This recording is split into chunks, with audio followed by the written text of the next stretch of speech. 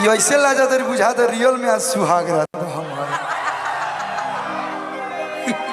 ऐसे ये नहीं देखे है क्या? इसमें कौन सी बड़ी बात है? तनी बढ़िया से भाव में आ जाइए। हाँ, ओ हो सुनर लड़की ऐसे ही ठीक लगे मेहरारू सुनर भी तो गाँव भर ना देखेब। आए मेहरारू सुनर भी तो तोप के रखो, नहीं तो ऐसा देवर बड़े सा फिर कह लगे मैं देवर पे रहूंगी। कि घूंघटा उठाव तनी धनिया हो, अरे धरती के चांद देख ली। घूंघटा उठाव तनी धनिया हो, धरती के चांद देख ली। धीर धरना ए राजा, धीर धरना, धीर धरना ए राजा, धीर धरना। धीरे धरे खातिर हम बियाह कैले बनी, बर्दाश्त होता।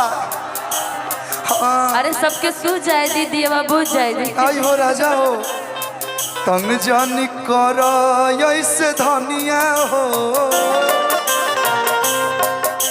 हाय रे करेजा, तंग जानी कर ऐसे धनिया हो, उठाव घूंघटा चांद। घूंघटा उठावा।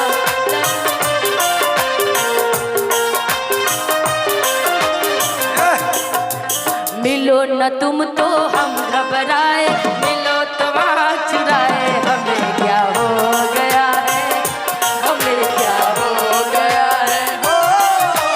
मिलो न तुम तो हम घबराए, मिलो तो वहाँ चुराए। हमें क्या हो गया है, हमें क्या हो गया है।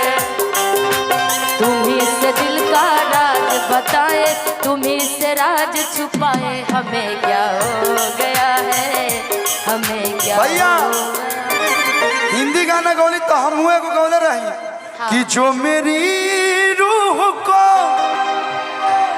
चैन दे प्यार दे, वो खुशी बन गए हो तुम। जिंदगी बन गए हो तुम। रुको, ये मतलब हम बाई फैलनी शाहरुख खान लगा। अब मैं अंजलि की तरह थोड़ी ना जाओ, अंजलि जी ले जिंदगी ऐसे वाले नहीं। एजा करे के पड़ी, एजा कोनो को ताई नहीं तो अपने भोजपुरी वाले स्टाइल में आए। हां भोजपुरी वाला तो कब से होते बा। हां तनी मनी ऊपर उठा जाए हम लोग। कि जिंदगी बन गए हो तुम।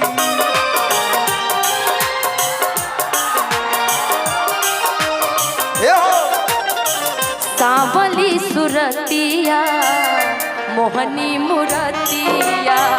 सांवली सुरतिया, मोहनी मुरतिया। बड़ा नीक लागेला कलू जी के पतिया। बड़ा नीक लागेला कलू जी के पतिया। राजा जी के मुस्की पलो भाग गईनी, राजा जी के मुस्की पलो भाग गईनी। जैसन सचले रही हम वही सखी रे पर पा गईनी। जैसन सचले रही हम वही सखी रे पर पा गईनी। स्टेज शो कम फिल्म ज्यादा चलता है ना। हैं लेकिन एक लाइन गाई रउआ खातिर। कि रखब अपना सोया जी के साड़ी में लपेट